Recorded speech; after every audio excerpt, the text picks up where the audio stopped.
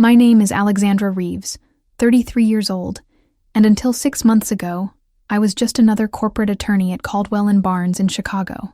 I specialized in estate planning. Not exactly glamorous, but it paid well, and occasionally offered glimpses into fascinating family dynamics. That Tuesday morning, I stood outside the Cook County Courthouse, my breath forming small clouds in the crisp autumn air. The magnificent building loomed before me like a gladiatorial arena. Ms. Reeves, are you absolutely certain about this approach? Marcus, my assistant, asked as he adjusted his tie. At 27, he was newer to the legal world, but possessed an uncanny attention to detail. No, Marcus, I'm not certain at all, I admitted, clutching my portfolio tighter. But sometimes certainty is a luxury we can't afford. Inside my portfolio were documents that would either vindicate me or destroy my career. The Harrington Trust case had consumed my life for months, and today would determine whether that sacrifice had been worthwhile. The elevator ride to the 3rd floor was silent. My mind raced through my preparation, the sleepless nights, the conversations with the one person who could corroborate my suspicions. Outside the courtroom, I spotted them immediately.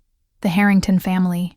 Eleanor Harrington, the widow, sat rigidly on a bench, her silver hair in an immaculate chignon. Beside her son-in-law, Charles Whitmore, the man who had initiated this proceeding, whispered to his attorney, Martin Kessler from Dawson and Reed, one of the most expensive lawyers in the city.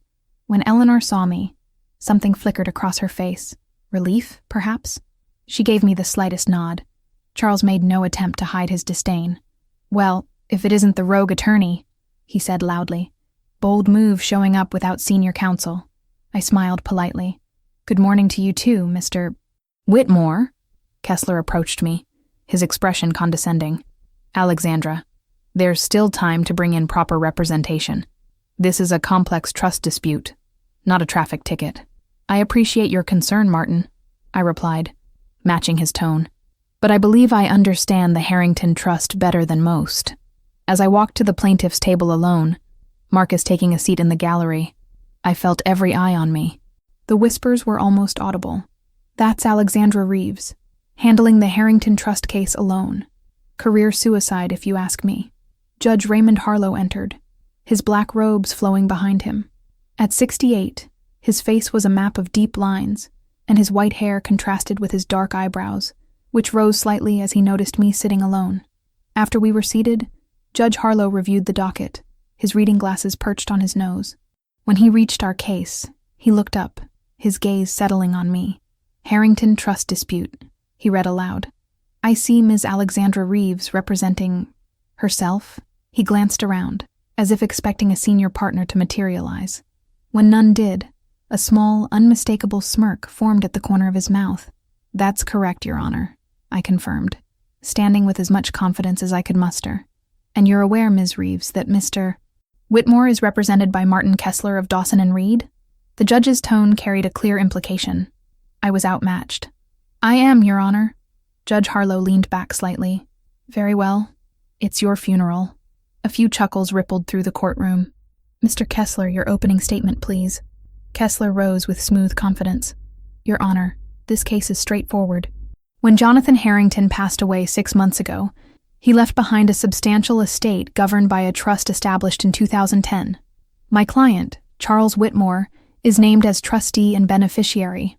Ms. Reeves is attempting to challenge the validity based on speculation. We have the original trust document, properly executed and witnessed. Judge Harlow nodded. Ms. Reeves, your opening statement? I stood, feeling the weight of the moment. Your Honor, this case is about Jonathan Harrington's intentions, but there's nothing speculative about my claims. Mr. Harrington was my client for 7 years. 3 months before his death, he came to me with concerns about changes made to his trust, changes he claimed never to have authorized. What we have is not a matter of interpretation, but of authenticity. The judge's smirk faded slightly. You're alleging fraud? Yes, Your Honor. I believe the trust document was altered without Mr. Harrington's knowledge or consent. A murmur went through the courtroom. Judge Harlow silenced it with a glance. That's a serious allegation. I assume you have evidence? I do, Your Honor. The morning progressed as expected. Kessler called his witnesses. The notary who had supposedly witnessed Jonathan Harrington sign the amended trust, the financial advisor who had worked with Charles, and finally, Eleanor Harrington herself. Eleanor's testimony was carefully controlled by Kessler's questioning. Yes, her husband had been in declining health. Yes, he had wanted to ensure the family business remained intact. Throughout her testimony, she avoided looking directly at me. When it came time for my cross-examination, I approached Eleanor with respect. Mrs. Harrington, you testified that your husband was in declining health when the trust was amended. Could you elaborate on his condition? Eleanor's hands tightened around her handkerchief. Jonathan had been diagnosed with early-stage Alzheimer's. Some days were better than others. And on the day the trust was amended, February 15th of last year, how was his condition? A flicker of recognition crossed her face. It was not a good day for him. Charles had brought over the documents. Jonathan was confused. Kessler stood immediately. Objection, Your Honor. Mrs. Harrington is not a medical professional. Your Honor, I countered. Mrs. Harrington lived with her husband for 42 years. She's simply describing her observations. Judge Harlow considered this. I'll allow it, but tread carefully. I continued. Mrs. Harrington, did you witness your husband sign the amended trust document? I was in the room, she answered carefully. But did you actually see him sign it? She hesitated. No. Charles asked me to get water for Jonathan. When I returned, he said it was all taken care of. I could feel the energy in the courtroom shift. One final question. Prior to the amendment, what had your husband told you about his intentions for the family business? Eleanor's eyes finally met mine, a silent understanding passing between us. He always said it would go to our daughter, Victoria. Even after she died, he wanted her share to go to her children, our grandchildren, not to Charles. Kessler objected again, but the judge allowed the answer. Eleanor straightened in her seat. My husband was very clear about his wishes. The business was to pass to Victoria, and after her death, to her children when they came of age. Charles was to have no controlling interest. Jonathan never changed his mind about that, not even on his worst days. By the lunch recess, the atmosphere had shifted.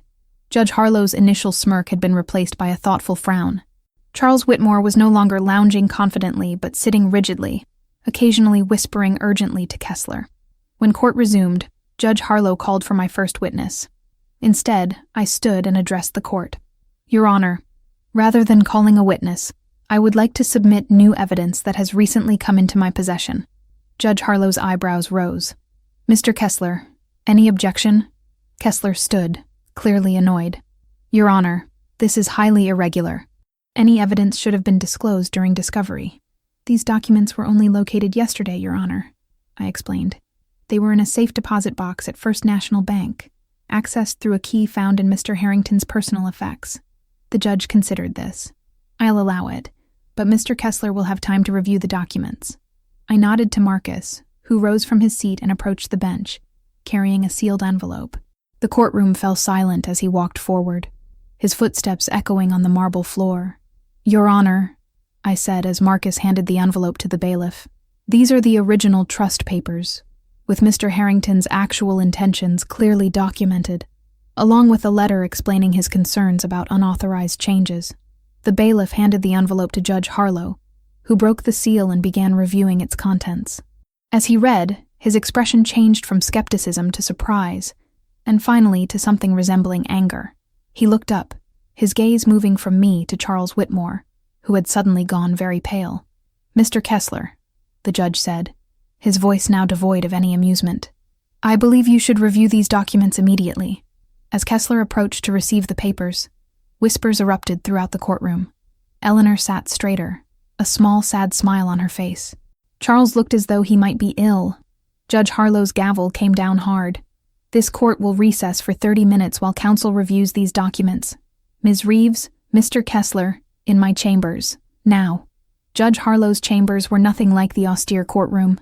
Dark wood paneling lined the walls, adorned with framed law degrees and family photos. Sit, he commanded. Kessler and I complied, the tension between us palpable. The judge placed the trust documents on his desk. Mr. Kessler, would you care to explain why the trust document you submitted bears little resemblance to these originals? Kessler cleared his throat. His confidence diminished. Your Honor, I received those documents from my client, I had no reason to question their authenticity. Is that so? Judge Harlow picked up a letter. Because according to this letter, written by Jonathan Harrington and notarized just 2 weeks before his death, he specifically states that he suspected someone was attempting to alter his trust without his consent. He names your client, Mr. Whitmore, as the person he suspected. The judge continued. Furthermore, the original trust explicitly excludes Mr. Whitmore from any controlling interest in Harrington Enterprises, instead placing those assets in trust for his late daughter's children, with Mrs. Harrington as trustee until they reached 25. Kessler adjusted his tie. Your Honor, I can only speak to the documents I was provided. If there's a discrepancy, I was unaware of it. Judge Harlow turned to me. Ms. Reeves, how did you come to possess these documents? Mr. Harrington came to me privately 3 months before his death, Your Honor. He expressed concerns that someone was trying to manipulate his estate planning. He gave me a key to a safe deposit box and instructions to access it only if there was a dispute after his death. And why didn't you bring this to the court's attention sooner? I met his gaze directly. I needed to be certain. The safe deposit box required both the key and a password that Mr. Harrington said he would leave with someone I could trust. It took time to piece together who that person was. And that person was? Mrs. Eleanor Harrington, Your Honor. She provided the password yesterday. Judge Harlow turned back to Kessler. Mr. Kessler, I'm giving you and your client 1 hour to review these documents and prepare a response. But I should warn you, if I find that you knowingly submitted fraudulent documents to this court, the consequences will extend far beyond this case. After Kessler left, Judge Harlow turned to me, his earlier smirk long gone. Ms. Reeves, I owe you an apology for my initial skepticism. Not many attorneys would have pursued this matter as you have, especially against a firm like Dawson and Reed. I was just doing my job, Your Honor. No, he said, shaking his head. You were doing more than that. You were honoring your client's trust in you, even after his death. He paused. Why did you leave Caldwell and Barnes over this? The question caught me off guard. How did you know about that? A small smile crossed his face. Chicago's legal community is smaller than you might think. I considered my answer carefully. When I brought my concerns to the partners, they advised me to drop it. The firm has connections to Whitmore's business interests. They suggested that pursuing this would be career-limiting. So you left. I couldn't represent Jonathan Harrington's interest while working somewhere that wanted me to ignore them. So yes, I left. When I stepped back into the hallway, Marcus was waiting, concern evident on his face. How bad is it? He asked quietly. For Whitmore and Kessler? About as bad as it gets. The judge knows the documents were altered. Down the hallway I could see Charles in heated conversation with Kessler, his face flushed with anger or fear, possibly both. Eleanor sat alone on a bench, her posture more relaxed than I'd seen it in months. I approached her, sitting down beside her. Mrs. Harrington, thank you for your courage today. She took my hand, her grip surprisingly strong. Jonathan always said you were the only attorney he truly trusted. Now I understand why. Her eyes glistened with unshed tears. He knew Charles would try something like this. That's why he made his arrangements with you. Before I could respond, Kessler approached us, his expression professionally neutral. Ms. Reeves, my client would like to discuss a potential settlement. I stood. I'm listening. In private, he insisted. Anything you have to say can be said in front of Mrs. Harrington. She's the rightful trustee according to the original documents. Kessler's jaw tightened, but he nodded. Very well, Mr. Whitmore is prepared to withdraw his claim to Harrington Enterprises and acknowledge the validity of the original trust, provided that certain legal consequences are avoided. He's worried about fraud charges, I translated. Among other things, yes. I looked at Eleanor, who gave me a slight nod. We're not interested in pressing criminal charges. What we want is full restoration of the original trust, with Mrs. Harrington as trustee for her grandchildren, and Mr. Whitmore's complete resignation from any position within Harrington Enterprises. Kessler seemed relieved. I believe that can be arranged. One more thing, I added. Mr. Whitmore will cover all legal expenses incurred by Mrs. Harrington in this matter. His relief vanished. That's non-negotiable, I finished. Otherwise, we return to court, and I submit evidence of document tampering to Judge Harlow. When court resumed, the settlement was presented to Judge Harlow, who reviewed it carefully, before looking up at Charles Whitmore. "Mr. Whitmore, do you understand and agree to these terms?" Charles, now subdued and avoiding eye contact, nodded. "Yes, Your Honor. And you acknowledge that the trust documents previously submitted to this court were not the authentic documents signed by Jonathan Harrington?" A tense pause followed. "Yes, Your Honor." Judge Harlow's gaze was stern. "Mr. Whitmore, you should consider yourself fortunate that Mrs. Harrington is not pursuing criminal charges. This court, however, takes a dim view of document fraud." He turned to Kessler. "Mr. Kessler, I expect a full accounting of how these documents came into your possession, to be submitted to my chambers by the end of the week. This settlement is approved. The original Harrington Trust is reinstated with Mrs. Eleanor Harrington as trustee." The judge's gavel came down with finality. Court is adjourned. The media coverage of the Harrington case spread quickly through Chicago's legal community. I'd set up a small office in West Loop, nothing like the gleaming downtown high-rise I'd left behind, but it was mine. Marcus had followed me, believing in what we were trying to build. A week after the court hearing, I received an unexpected visitor, Martin Kessler. The impeccably groomed attorney from the courtroom had been replaced by a man who looked like he hadn't slept in days. "Alexandra," he said, forgoing his usual formality. "Thank you for seeing me. What can I do for you, Martin?" He sat down heavily. "I wanted you to know that I had no knowledge the Harrington Trust documents were falsified. When Charles brought them to me, they appeared legitimate. Why are you telling me this?" He met my gaze directly. "Because Dawson and Reed has asked for my resignation. They're claiming I failed to perform due diligence. They're making me the scapegoat to protect their relationship with Whitmore's other business interests." I hadn't expected this.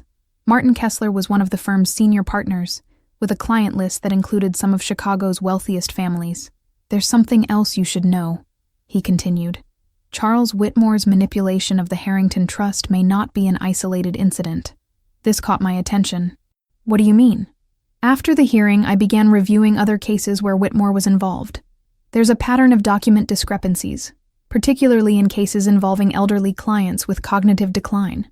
"Have you reported this to the authorities?" Kessler's expression turned bitter. "The managing partners advised against it. Whitmore's business connections run deep, including with several judges and the district attorney's office." "Martin, if you have evidence of systematic fraud—" "I don't," he interrupted, not conclusively. "Just suspicions and patterns that don't add up." He stood to leave. "You did good work on the Harrington case, Alexandra. The kind of work that reminds me why I became a lawyer in the first place." That Saturday, I attended dinner at Eleanor Harrington's lakefront home in Evanston. The sprawling Tudor-style mansion was elegant, with family photographs prominently displayed alongside valuable artwork. Eleanor introduced me to Victoria's children, twins Emma and Ethan, both 16, and their older brother James, 22, and recently graduated from Northwestern. Victoria's husband, David, a professor of economics, shook my hand with genuine gratitude. After dinner, Eleanor invited me to Jonathan's study. "I wanted to show you something," she said, placing a folder on the desk. She opened it, revealing photographs and newspaper clippings. Jonathan started Harrington Enterprises with nothing but a small loan and determination. Victoria was supposed to take over. When she died 3 years ago, it broke something in him. That's when his health began to decline. "And when Charles started positioning himself to take control," I added. Eleanor nodded. "Charles was always charming, always helpful. Too helpful, in retrospect." She turned to a recent photograph, Jonathan surrounded by his grandchildren. Jonathan changed his estate plan after Victoria's death. He wanted to ensure the business would eventually pass to her children, with me guiding them until they were ready. Charles was furious when he found out. She closed the folder and looked at me directly. "Alexandra, there's something else. The board of Harrington Enterprises is meeting next week. I'd like you to attend as our family attorney." The request surprised me. I'm honored, but wouldn't the company's corporate counsel typically handle board meetings? Typically, yes, but our current counsel was brought in by Charles. I'm not convinced of their loyalty. She hesitated. There are some irregularities in the company finances that emerged after I began reviewing the records. Later, as I prepared to leave, James approached me in the foyer. "Ms. Reeves, I wanted to thank you personally. My grandfather talked about you, last Christmas, when his condition was better. This touched me." "What did he say?" That if anything ever happened to him, you were the one person who would make sure things were done right. James hesitated. There's something else. I've been interning at Harrington Enterprises. The last few months I noticed some strange things happening. What kind of strange things? New vendors being brought on without proper vetting, contracts being signed without the usual review process, large consulting fees to companies I couldn't find any information about. Did you tell your grandmother about this? He nodded. Just yesterday. That's when she started looking into the company records. The board meeting at Harrington Enterprises was tense. Eleanor had briefed me on who would be present: Richard Donovan, the CFO, Patricia Winters, head of operations, Michael Chen from legal, and 2 independent directors, Thomas Bradford and Diane Reyes. Charles would be there as well, though his position was now complicated. When I distributed evidence of questionable financial transactions, the atmosphere shifted dramatically. Richard Donovan, the CFO, looked uncomfortable when questioned about contracts that had bypassed normal approval processes. These consulting agreements, I pointed out, involve substantial payments to entities with limited or no web presence, vague deliverables, and addresses that appear to be mail drops rather than actual business locations. Charles leaned forward. This is ridiculous. All contracts go through proper channels. Do they? Eleanor countered. Because I have no record of these particular agreements being presented to the full board, despite their size exceeding the threshold for board review. Richard Donovan cleared his throat. Mrs. Harrington, some of these agreements were expedited due to market conditions. Mr. Whitmore assured me that Jonathan had verbally approved them. When? Eleanor asked sharply. Because according to his medical records, during the periods in question, he was either hospitalized or experiencing significant cognitive impairment. The room fell silent. Charles's face had gone pale, but his expression remained defiant. The board voted to authorize a full, independent audit of all contracts and financial transactions from the past 3 years. Charles was the only one to oppose the motion. In the weeks that followed, the evidence mounted. Working with Marcus and Sophia Chen, a forensic accountant who was Marcus's cousin, we uncovered a sophisticated embezzlement scheme. Charles had created a network of shell companies that provided consulting services to Harrington Enterprises at inflated rates. The money flowed through these entities, and eventually ended up in offshore accounts controlled by Charles. Richard Donovan, the CFO, had been complicit, motivated by financial problems following a messy divorce and bad investments. The most damning evidence came from James's work with the IT department. A separate email account Charles had created to communicate with the shell companies, containing explicit discussions of the scheme. As our case built, so did the pressure from Charles. He filed a lawsuit against me claiming I had improperly obtained confidential information. Board members received calls from business associates suggesting that pursuing the audit was damaging the company's reputation. James found his university scholarship suddenly under administrative review. Through it all, Eleanor remained steadfast. Jonathan built this company on integrity, she told me. I won't let Charles destroy that legacy. The final act came swiftly. The FBI, already investigating Charles for similar activities at another company, arrived at Harrington Enterprises with subpoenas. Charles was conspicuously absent, having called in sick the day before. 3 weeks later, I received a call from Eleanor asking me to come to her home immediately. When I arrived, I found her with James and an FBI agent. Alexandra, Eleanor greeted me. Agent Ramirez has news. The agent nodded. Ms. Reeves, we've arrested Charles Whitmore this morning. He's being charged with multiple counts of wire fraud, money laundering, and tax evasion. After the agent left, Eleanor poured us each a small glass of Jonathan's favorite scotch. To justice, she said simply.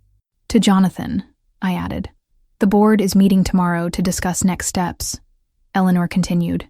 James has decided to defer business school for a year to work with the new CFO on implementing enhanced financial controls. That's wonderful, I said sincerely. Your grandfather would be proud. There's more, Eleanor added. The board has also voted to retain your services as special counsel during this transition period. I'd be honored, I replied. As I drove home that evening, I reflected on the journey. What had begun as a promise to a client had evolved into something far more significant, exposing a complex fraud, protecting a family legacy, and perhaps even redeeming a small corner of the legal profession. Marcus called with more news. The story's gone national.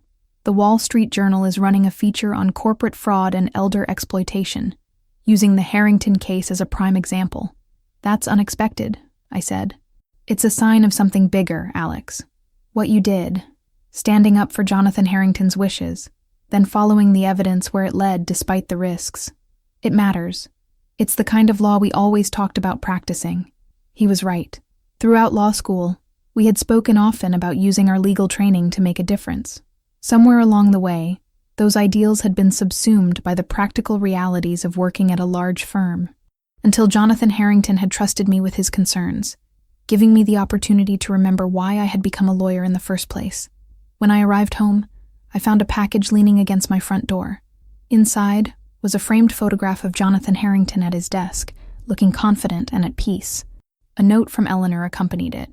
He kept this on his desk to remind himself why he built the company, not for wealth or status, but to create something of lasting value that would support the people he loved. Thank you for helping preserve that legacy. I placed the photograph on my own desk, a reminder of the case that had changed the trajectory of my career and my life. The judge's smirk when I had walked into that courtroom alone seemed a lifetime ago now. Sometimes, standing alone for what's right leads you to exactly where you're meant to be.